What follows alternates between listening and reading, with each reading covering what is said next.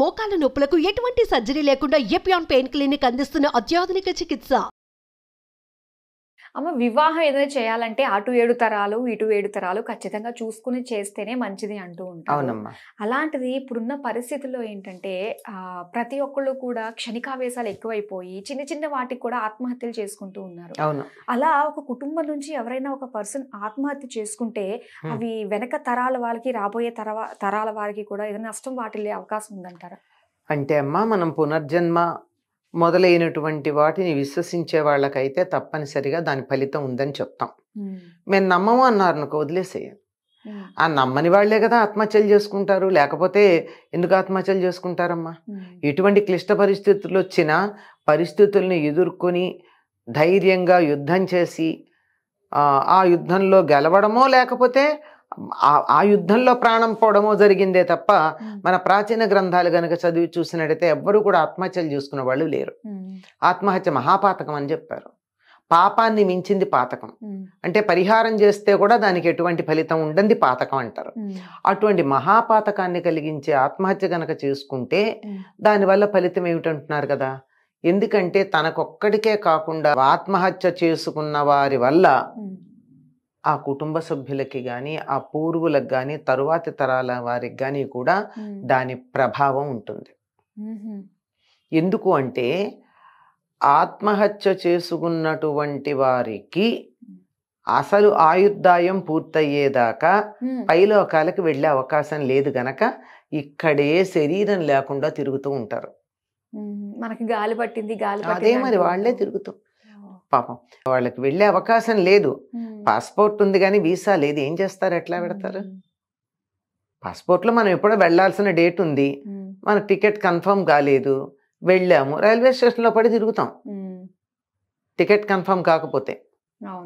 అలాగే వీసా రాలేకపోతే ఆ దేశాలకు వెళ్ళలేక అక్కడక్కడే తిరుగుకుంటూ ఉండాలి. అదేవిధంగా మనం ఈ లోకం నుంచి వదిలిపెట్టి వెళ్ళడానికి ఫలానా సమయం అనువైంది అని చెప్పిన తర్వాత ఆ సమయానికన్నా ముందే గనక వెళ్ళినట్టయితే అక్కడ వెళ్ళగలుగుతాం మనం. కనుక అక్కడే ఉండిపోవడం జరుగుతూ ఉంటుంది. దానివల్ల అటువంటి ప్రేతలు ఉన్నాయి గనక వాటికి ఊర్ధ్వలోక గమనం లేదు గనక తరువాత తరాల మీద వారి యొక్క ప్రభావం కొంత ఉంటుంది అంటారు. ఇప్పుడు ఆత్మహత్య చేసుకున్న వాళ్ళకి ఓకే అమ్మా, ఒకళ్ళని హత్య చేసిన వాళ్ళు కూడా ఉంటారు. వాళ్ళు ప్రమేయం లేకుండానే వేరే వాళ్ళు వీళ్ళని హత్య చేస్తారు. మరి అలాంటి ఆత్మలకి అది హత్య చేయబడ్డవాళ్ళు వాళ్ళకి హత్య చేయబడ్డాడంటే తప్పనిసరిగా అతడికి కాలం మూడే ఉంటుంది. ఒకవేళ అనుకోకుండా జరిగి మరి ఆత్మహత్య కాకుండా అకాల మరణాలు, దుర్ఘటనలు ఉంటాయి, యాక్సిడెంట్లు, అట్లాంటి వాటిల్లో కానీ ఇలా హత్య చేయబడి కానీ ఇలా గనక వెళ్ళిపోతే వాళ్ళకు కూడా కొంచెం ఇబ్బందే. కాకపోతే అది వాళ్ళ జీవుడు కావాలని కోరుకోలేదు కదా, చచ్చిపోదామని అనుకోలేదు కదా. అందువల్ల వాళ్ళకి ఉత్తర క్రియలు బాగా సవ్యంగా గనక చేసినట్టయితే వాళ్ళు పైలోకాలకు వెళ్ళడం జరుగుతుంది. ఉత్తర క్రియలు బాగా చేస్తే ఆత్మహత్య చేసుకున్నటువంటి వారికి పైలోకాలకు వెళ్ళడానికి తొందరగా అనుమతి లభించదు. మనం ఉత్తర క్రియలు చేసేటటువంటి పద్ధతి కూడా వాళ్ళకి చేసే పద్ధతే లేదని చెప్తారు.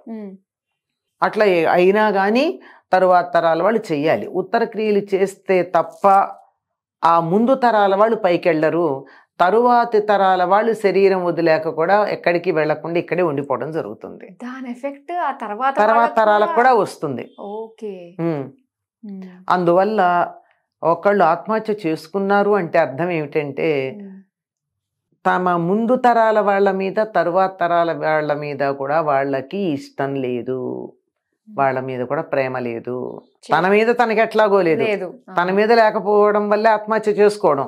కానీ ఎంత ఉందంటే ప్రేమ, స్వార్థం ఎక్కువయ్యి నేను ఈ కించిత్తు కష్టపడలేను అనేటటువంటి స్వార్థంతో కష్టపడడానికి ఇష్టపడక సుఖం మాత్రమే కావాలనే ఒక స్వార్థంతో ఈ శరీరాన్ని అంతం చేయడం మొదలు పెట్టుకుంటారు. ఇక్కడ ఆత్మహత్య అంటే శరీరానికి అంతం, ఆత్మకి ఏమవదు. ఆత్మశబ్దానికి శరీరం అనే అర్థం కూడా ఉంది. ఈ శరీరాన్ని ఇక్కడ వదిలిపెట్టిపోతున్నారే తప్ప ఆత్మ ఏమవదు కదా. అందువల్ల ఇక్కడిక్కడే ఉండడం ఉంటుంది. వాళ్ళు వెళ్ళరు గనక తరువాత తరాలు వాళ్ళు వెళ్ళే అవకాశం లేదు. ఉదాహరణకి పితృకార్యాలు చేసేటప్పుడు 3 తరాలు చెప్తారంట. ఎవరికి చేస్తున్నారో, తద్దినం పెడుతున్నారో వాళ్ళని వసురూపం అంటారు, వారి తండ్రిని రుద్రరూపం అంటారు, ఆ పైన 3వ తరం పై తరం వాళ్ళని ఆదిత్య రూపం అంటారు. ఈయనకి తద్దినం పెట్టే వాళ్ళు చనిపోయారు అనుకోండి, అప్పుడు ఏమవుతుంది, ఈ చనిపోయిన ఆయన కొడుకు పెడతాడు కదా, ఈయన వసురూపం అవుతాడు. ఇంతకు ముందు వసురూపంలో ఉన్న ఆయన రుద్రరూపం అవుతాడు, రుద్రరూపంలో ఉన్నవాడు ఆదిత్య రూపం అవుతాడు, అంతకుముందు ఆదిత్య రూపంలో ఉన్నవాడు సూర్యుడిలో కలిసిపోతాడు. ఈ హైరార్కీ ఉంది. ఈ మధ్యలో ఎవడికో ఒకటి పెట్టలేదు. హైరార్కీ ముందు వాడు వెళ్ళకపోతే తర్వాత వాడు మెట్టెక్కే ఛాన్స్ ఎక్కడుంది? లేదుగా. అర్థమైందే లాజిక్. అంచేత సవ్యంగానే ఉండాలి. దయచేసి ఎవ్వరూ ఆత్మహత్యలు చేసుకోవద్దండి. ఆత్మహత్యలు చేసుకుంటే సాధించేది ఏమీ లేదు. చాలా మంది అనుకుంటారు ఈ క్షణాన మేము చచ్చిపోతే సుఖపడిపోతాం, కష్టపడలేకపోతున్నామని. వాళ్ళు తిరిగి వచ్చి చెప్పే అవకాశం లేదు, కానీ వాళ్లే చెప్పగలిగితే తెలుస్తుంది. బతికుండగా ఈ శరీరంతో పడే కష్టం ముందు, శరీరం లేకుండా మేము ఇప్పుడు పడే కష్టం చాలా ఎక్కువగా ఉంది, అలా పడిపోండి తేలిగ్గా అయిపోతుంది, ఇలా పడలేరు మీరు అని చెప్తారు. కానీ చెప్పే అవకాశం లేకపోవడంతో వెళ్ళిన వాళ్ళు ఎవరూ చెప్పలేకపోతున్నారు. ఇదే జగత్తులో ఉన్న మాయ అంటారు. ఈ మాయ కారణంగా ఈ వ్యవహారాలు ఇలా సాగుతూ ఉన్నాయి. కానీ బతికితేనే వాళ్ళ ధైర్యంగా ఉంటుంది, కానీ చావు అన్నది చాలా ధైర్యం చేస్తేనే వాళ్ళు అంతలా చేసుకోవాల్సి వస్తుంది. ధైర్యం కాదు, పిరికి వాడైతేనే చేస్తాడు. ధైర్యవంతుడు పరిస్థితులను ఎదుర్కొంటాడు, పిరికి వాడు చచ్చిపోతాడు. పలాయనవాదం, పారిపోవడం, తప్పించుకోవడం, ఎదుర్కోలేకపోవడం, చచ్చుదనం, చేతకాంతనం, అసమర్థత, ఇంకా ఎన్ని పదాలు ఉన్నాయో నేను చెప్పలేను, అన్నీ ఉన్నాయి. ఇవన్నీ ఒక్క చోట చేరిస్తే వాడు ఆత్మహత్య చేసుకుంటాడు. చచ్చిపోవడానికి ధైర్యం అక్కర్లా, బతకడానికి ధైర్యం కావాలి. పిరికివాడు మాత్రమే చచ్చిపోతాడు. చాలా బాగా చెప్పారమ్మా. కాకపోతే ఇప్పుడు ఈ ఆత్మహత్య చేసుకున్న వాళ్ళు మరి వాళ్ళ ఉత్తర కార్యాలు ఏవైతే చేసామో వాళ్ళు పుణ్యలోకాలకి వెళ్ళాలంటే కార్యక్రమాలు సవ్యంగా చేస్తే సరిపోతుందంటారా? అసలు వాళ్ళకి కార్యక్రమం, ఆత్మహత్య చేసుకున్న వాళ్ళ కార్యక్రమాలే చేయొద్దని చెప్తారమ్మా. చేయకూడదు, వాటికి లేవు అసలు. వాళ్ళని పైకి పంపించే మార్గాలే లేవని చెప్తారు. అయినా మనం చేస్తాం, మానట్లేదు. వాళ్ళకి చెందుతాయి లేదో తెలియదు.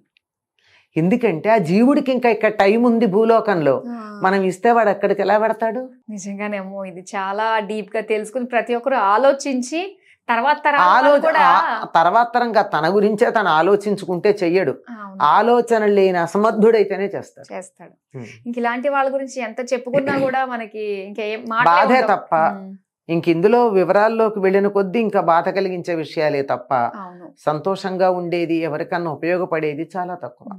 కనీసం మనం అంటూ ఒక మెసేజ్ పాస్ చేసాం కాబట్టి ప్రతి ఒక్కరికి రీచ్ అవ్వాలి. ఎవరు ఆత్మహత్య చేసుకోకండి. ఎందుకు చేసుకుంటారండి? బతికుంటే బలుసాకు తినచ్చు. అవును, జీవితం చాలా పెద్ద. విపులాచ పృథ్వీ కాలోచ్చనంత అని చెప్తారు. కాలం చాలా అనంతమైనటువంటి కాలం. ఈ భూమండలం చాలా విశాలమైంది. ఎక్కడో అక్కడ ఎప్పుడో ఒకప్పుడు సుఖపడకపోతామా? చచ్చిపోయాకేముంది? ఎప్పుడు బతుకుతారు? బ్రతికియుండన సుఖములు బడయవచ్చు అని ఉంది. బతికుంటే కదా సుఖం. ఆత్మహత్య చేసుకుని ఫలాంది ఆత్మాహుతి చేస్తాం, ఇది సాధిస్తామంటే నువ్వు సాధించిన దాన్ని మరెవరో అనుభవిస్తున్నారు, కానీ నీకేం లేదుగా. అవును, ఎంతో మంది బలిదానాలు చేశారు. బలిదానాలు చేసినప్పుడు వాళ్ళు ఏమన్నా అనుభవించారా? వాళ్ళ తరాల వాళ్ళు అనుభవించటం కొద్ది రోజులు బాగా ఎక్సైట్మెంట్గా ఉంటుంది, తర్వాత వాటి విలువ తెలియదు. కష్టపడితే సాధించిన దానికి తెలిసిన విలువ ఎవరో కష్టపడి మనకిచ్చిన దాంతే మనం పొందితే ఉండే దానికి తెలియదు. తెలియక దుర్వినియోగం చేయడం, దాన్ని చులకన చేయడం జరుగుతుంది. మనం ప్రత్యక్షంగా అనేక ఉదాహరణలు దానికి చెప్పుకోవచ్చు. బలిదానాలు చేసి సంపాదించినటువంటి వాటిని దుర్వినియోగం చేసుకోవడం అన్నది మనం ప్రత్యక్షంగా చూస్తూ ఉన్నాక కూడా బలిదానాలు చేయడానికి ఎవరైనా ముందుకెడుతున్నారంటే ఎంత తెలివి తక్కువ వాళ్ళు అని జాలిపడాల్సి ఉంటుంది.